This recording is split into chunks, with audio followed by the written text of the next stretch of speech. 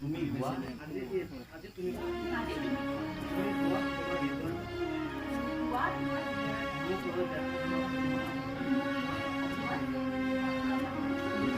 মোৰ কিটো ধৈৰ্যৰ বান্ধ ছিঙি গৈছে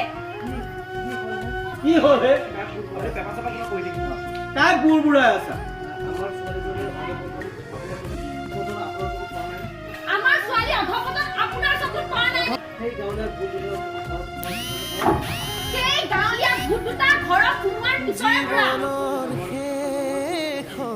তাৰ চাল চলন আচাৰ ব্যৱহাৰ পৰিৱৰ্তন হৈছে আপুনি মন কৰা নাই নে কৰিছো ভালহে হৈছে তাই জীৱনটো এটাই গতি লৈছে আমাৰ পৰম্পৰা বিষয়ে জ্ঞান পাইছে পৰম্পৰা মাই ফুট